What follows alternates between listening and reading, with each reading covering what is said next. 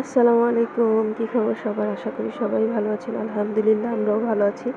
তো আর একটা ভিডিও নিয়ে আপনাদের সামনে হাজির হলাম। তো দেখলাম যে ওর আব্বু বাসায় আসার পর এগুলো নিয়ে আসছে। বলল যে আপনার কাছে ব্রাশ হোল্ডারটা অনেক ভালো লাগবে। তো আমি চিন্তা করলাম কি ব্রাশ হোল্ডার আনছে এমন যে আমার কাছে ভালো লাগবে। পরে দেখলাম যে না, আসলেই ভালো লাগছে। আর উনি মূলত ওই যে মোবাইলে যে ছবিটা এটা দেখে আনতে গেছে। পরে ওইগুলো আর পায় নাই। এখন মোবাইল হোল্ডার এটা নিয়ে আসছে। তো আসার পরে বলল যে আপনি আমাকে পাস্তা রান্না করে দেন, আমি পাস্তা খাবো। তো ওনার জন্য আমি পাস্তা রান্না করার জন্য চলে গেলাম। পাস্তা রান্না করব। তো এখানে আমি পাস্তাগুলো বের করে নিছি। আর উনি এখানে ব্রাশ হোল্ডার যা যা আনছে ওগুলা কোথায় সেট করবে সেগুলো দেখতেছিল। আর আমাকেও জিজ্ঞাসা করছিল। তো আমি বললাম যে আচ্ছা, পাস্তাটা আমি সিদ্ধ করে বসায় দিয়ে আসি, তারপর এসে দেখবো। তো এর মধ্যে পাস্তা দিয়ে দিলাম। আর একটু তেল দিয়ে দিব যাতে পাস্তাটা জায়গা না যায় একটার গায়ে। আর একটু লবণ দিয়ে দিব সিদ্ধ হওয়ার জন্য। তো দেখলাম যে পাস্তা অল্পই আছে। আবার ওর আব্বুকে বলতে হবে যে পাস্তা আনার জন্য, যেহেতু বাবুদেরকেও দেই। বাবুদেরকে দেই মানে মাঝে মধ্যে, আমরাই বেশি খাই, ওরা তো আর বেশি খাইতে পারে না। তো এখানে গ্যাসও দেখলাম যে আছে, মোটামুটি চলবে, পাস্তাটা সিদ্ধ হতে থাকুক। আর আমিও এখানে যাই দেখে আসি মানে কি করতে হবে। তো এই তো তেল দিয়ে নিলাম, একটু লবণ দিয়ে দিলাম। তো দেখতে থাকেন ভিডিওটা।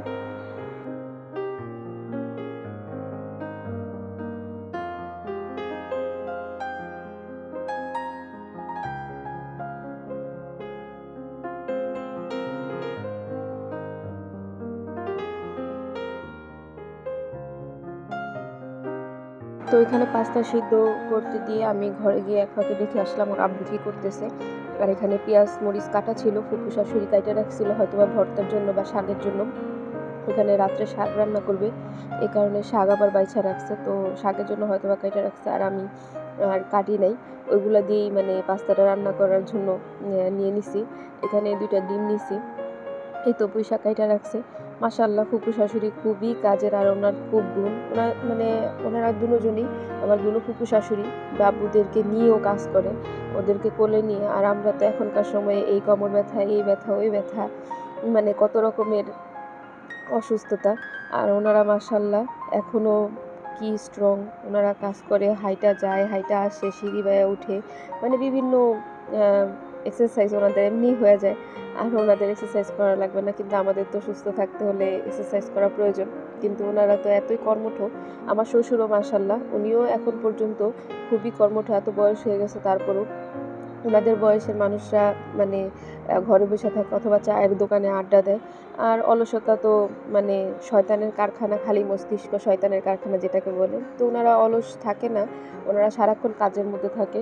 মাশাআল্লাহ, যে আল্লাহ ওনাদেরকে সুস্থতা দান করছে, আল্লাহর কাছে শুকরিয়া। আল্লাহ এমন সুস্থতা সবাইরে দান করুক। তো এখানে মশলাগুলো আমি একটু কষায় নিতেছিলাম। আর দেখতেছিলাম যে চুলার হিটটা কমে গেছে। কেন যে এরকম হয়েছে আমি বুঝতেছি না। ওর আব্বুরে বলছি, ওর আব্বু বলে যে ফ্যানে নাকি ময়লা জমছে।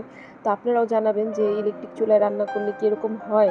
মানে হিটটা বেশি উঠতেছে না। যে এখন আমি 800 দিয়ে রান্না করতেছি, 2100 যখন দিই তখনও মানে 800 মতনই হয়। মানে মনে হয় যে 800 থেকে আরও কমে গেছে। 400 দিয়ে রানলে যেরকম হয় ওরকম। তো ওর আব্বুরে বললাম, বলল যে নিচে হয়তোবা ফ্যানের মধ্যে ময়লা জমে গেছে। তো আমি আর রান্নার মাঝখানে ওইটা দেখি নাই, যে রান্না করতে গেলে আবার দেখতে গেলে আরেক ঝামেলা হয়ে যাব। এমনি সেদিন আমার বান্ধবী আসছে, একটা অঘটন ঘটায় ফেলছি। আ মানে তাড়াতাড়ি করে কাজ করতে গিয়ে যে একজনের বসায় রেখা আমি কাজ করতেছি, ওরে সময় দিতেছি না। আমার কথা যে আমি আগে হাতের কাজ শেষ করব, তারপরে বইসা গল্প করব। এই কারণে আমি তাড়াহুড়া করতে যাই, আর যেকোনো একটা সমস্যা হয়ে যায়। আর এখানে চিংড়ি মাছ দিয়ে নিতেছিলাম। চিংড়ি মাছ রান্না করা ছিল, তো চিংড়ি মাছ আমি ছোট ছোট করে দিতেছিলাম। যেহেতু চিংড়ি মাছগুলো একটু বড় বড় ছিল, তো আমি হাত দিয়ে ছোট ছোট করে নিতেছিলাম। আর এখানে চিংড়ি মাছটা একটু মানে কষায় নিতেছিলাম ইসের সাথে, মশলাটার সাথে। আর একটু পানি দিয়ে নিতেছিলাম যাতে মশলাগুলো পুড়ে না যায়। কারণ আমি আবার রাইখা ঘরে যাব, আবার আসবো, এই কারণে মশলাটা কষানোর জন্য একটু পানি দিয়ে নিতেছিলাম। দেখতেছিলাম যে মশলা থেকে একটা আম পোড়া গন্ধ আসতেছিল, এরকম লাগতেছিল যদি পুইড়া যায়, এই কারণে আমি একটু পানি দিয়ে নিছি। তো এখানে দেখলাম যে পাস্তাটাও সিদ্ধ হয়ে গেছে। তো পাস্তা দিয়ে দিছি, ওইটা আর ভিডিও করি নাই। পাস্তা দিয়ে দেওয়ার পরে ভাবছি যে এই চুলায় রান্না করব, কিন্তু এই চুলায় হইতেছিল না। পরে অনেকক্ষণ বসায় রাখার পরে আর এই যে প্রাণের মশলাটা দিয়ে নিছিলাম। যেহেতু পাস্তার সাথে কোনো মশলা ছিল না, আর আমরা তো হোয়াইট পাস্তা খাই নাই, আমরা মশলা দিয়ে এরকম করে পাস্তা রান্না করে খাইছি। এই কারণে প্রাণের মশলাটা দিয়ে নিছি। যে এরকম একটা ম্যাজিক মশলাও আছে ম্যাগির, তো আমরা প্রাণেরটাই দিছি। যাই হোক, এখানে ২টা পিসে করে বাইরে নিছি বাটিতে করে, একটা আমার জন্য, একটা আমার হাজবেন্ডের জন্য, আরেকটা আমার শাশুড়ির জন্য, ফুপু শাশুড়ির জন্য। পরে ফুপু শাশুড়ি বলল যদি আমার ভালো লাগে তাহলে আমি খাবো, আর ভালো না লাগলে আমি খাবো না। তো আমার ফুপু শাশুড়ি একটুখানি খাওয়ার পরে বলতেছে যে না, আমার কাছেও পাস্তা তেমন ভালো লাগে না, আমার কাছে নুডলসটাই ভালো লাগে, পাস্তাটা কেমন জানি মানে আটার দলা আটার দলা এরকম লাগে। তো যাই হোক, এখানে ওর আব্বুরে পাস্তা দিয়ে নিছি, আরও দেখতেছিলাম কোথায় কি লাগাইছে। আমারে জিজ্ঞাসা করছে যে এখানে লাগাবো, তো আমি বললাম যে হ্যাঁ এখানেই লাগান। আর ওইখানে একটা লাগাইছে। আর এখানে এই যে ওনার চাবি, এত চাবি ওনার, মানে অনেক চাবি দরকার হয়, তো উনি এই চাবিগুলা রাখছে। আর এই যে ব্রাশ হোল্ডারটা আমার কাছে আসলেই কিউট লাগছে, ওই যে টেডিটার জন্য অনেক ভালো লাগছে।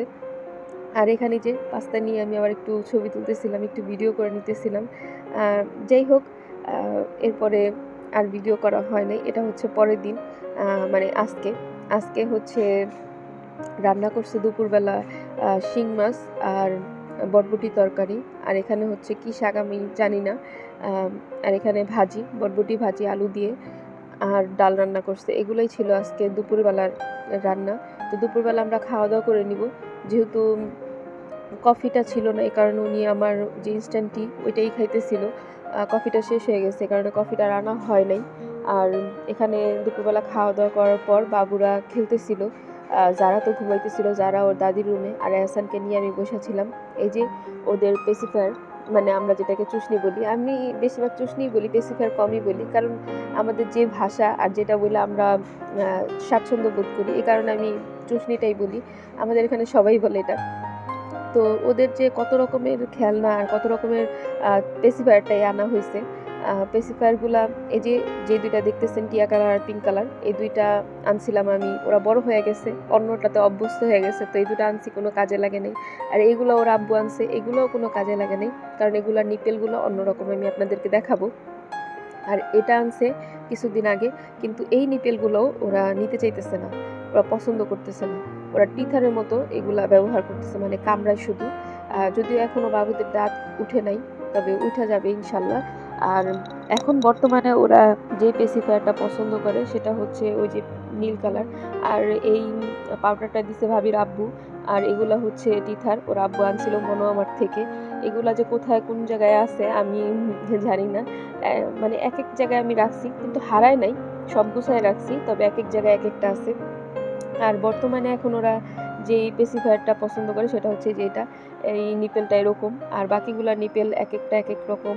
আর ওইটা যে আনছে এয়ার নাকি ব্র্যান্ডের, ওইটাটা আমি দেখাইতেছি, ওইটা হচ্ছে অন্যরকম, কিন্তু ওইটার ঢাকনাটা অনেক শক্ত। আর এই যেটা আমি আনছিলাম ওদের জন্য, কিন্তু ওরা নিতে পারে না, এটা হচ্ছে আরও ছোট বাবুরা, মানে 0 থেকে 3 মান্থ এর মধ্যে বাবুরা নিতে পারবে। এটা আমার অনেক কিউট লাগছে, এই কারণে আনছিলাম। আর এই যে এটা ওর আব্বু আনছে। এই পেসিফায়ারগুলোর মানে দাম খুব নিছে, অনেক দাম নিছে, কিন্তু ওরা মুখে নেয় না, ওরা অন্যগুলা নেয়। ওই যে আমার ছেলের মুখে অন্যটা, এটা হচ্ছে টিথারের মতো এখন ওদের কাজ করে। যাই হোক, আপনারাও বলবেন যে টিথার আপনারা বাবুদেরকে দেন কিনা, বা দিলে কোনো সমস্যা হয় কিনা। আমি তো এখন পর্যন্ত সমস্যা দেখি নাই, আর দেখলে অবশ্যই আপনাদের সাথে শেয়ার করব। এর মধ্যে এহসান ঘুমাইসা পড়ছে, তো এহসানকে ঘুম পাড়ানোর পর আমি দেখলাম যে খাটের কি অবস্থা, আর এত বালিশ দেখে মানে মনে করবেন না যে এত বালিশ কেন, রুম গুছানো না কেন। বাচ্চাদের রুম এমন থাকবে এটাই স্বাভাবিক, আমিও আগে মনে করতাম, আপনারাও হয়তো বা মনে করতে পারেন, তবে বাচ্চাদের রুম এরকম একটু অগোছালো থাকবে। আমি যে কয়বার গুছাই, মানে এটা কোনো নির্দিষ্ট নেই। তো যাই হোক, এরপরে এহসান চলে গেছে ওর দাদির রুমে, আর যারা ওই রুমে ছিল, যারা এই রুমে এসে পড়ছে। আর যারা এই রুমে আসার পরে যারা বারান্দার মানে দুষ্টামি করতেছিল, খেলতেছিল, তো ফুপু শাশুড়ি বললো জানলাটা খুলে দাও, ও জানলা দিয়ে খেলাধুলা করুক। তো এই ছিল আজকের ভিডিও, ভালো থাকবেন, আসসালামু আলাইকুম, আল্লাহ হাফেজ।